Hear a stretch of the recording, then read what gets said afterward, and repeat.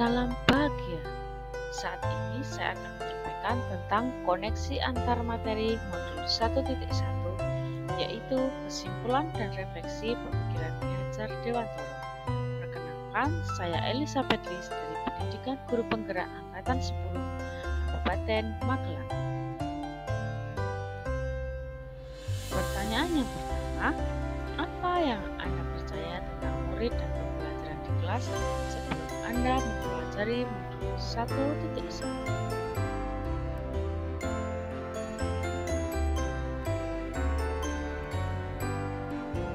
Sebelumnya, perlu kita ketahui bahwa pendidikan dan pengajaran adalah sesuatu yang berbeda.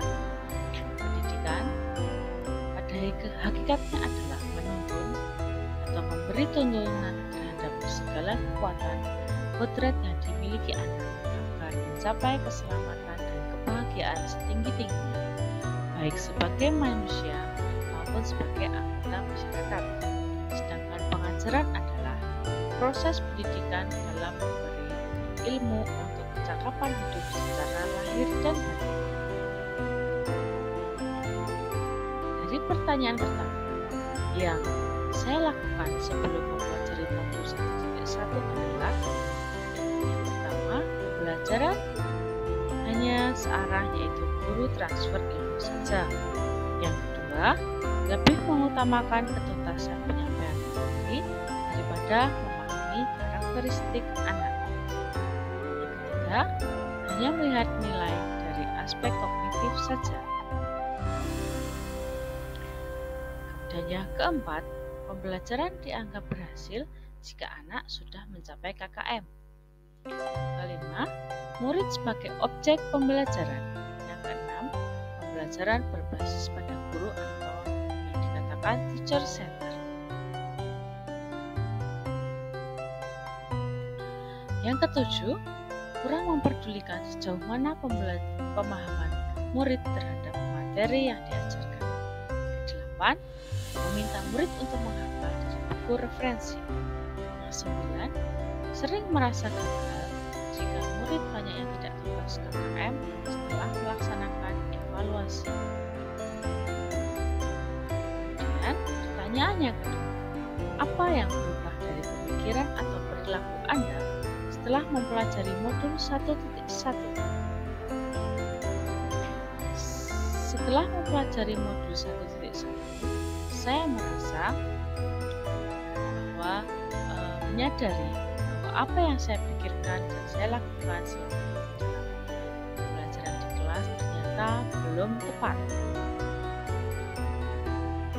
Seharusnya saya melaksanakan pembelajaran yang menyeluruh. Kemudian menyadari bahwa aspek pembelajaran tidak hanya kognitif saja, tapi juga ada aspek afektif, psikomotorik, spiritual, sosial, dan budaya.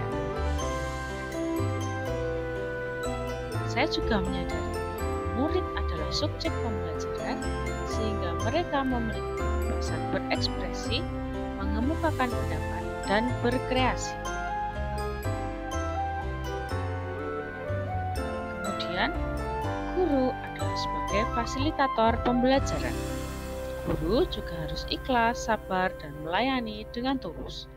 Guru harus mempelajari dan memahami karakteristik murid. Kemudian, guru juga harus memberi kesempatan kepada murid untuk bertumbuh dan berkembang sesuai dengan kodratnya. Pertanyaan yang ketiga, apa yang dapat segera Anda terapkan lebih baik agar kelas Anda mencerminkan pemikiran KHD?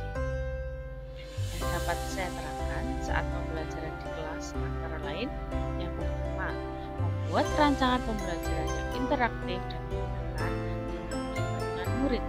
Yang kedua, menerapkan pembelajaran 421, yaitu mengedepankan berpikir kritis, kreatif, komunikasi, dan kolaboratif. Yang ketiga, pembelajaran yang menuntut murid, karena tugas guru adalah memberikan tuntunan dan arahan serta teladan yang baik untuk murid. Kemudian, mengenali karakter dan latar belakang murid dengan baik, yaitu dengan menjalin komunikasi yang baik. Berikut yang dapat saya sampaikan tentang koneksi antar materi yang berkembang, refleksi dan tindak lanjut dari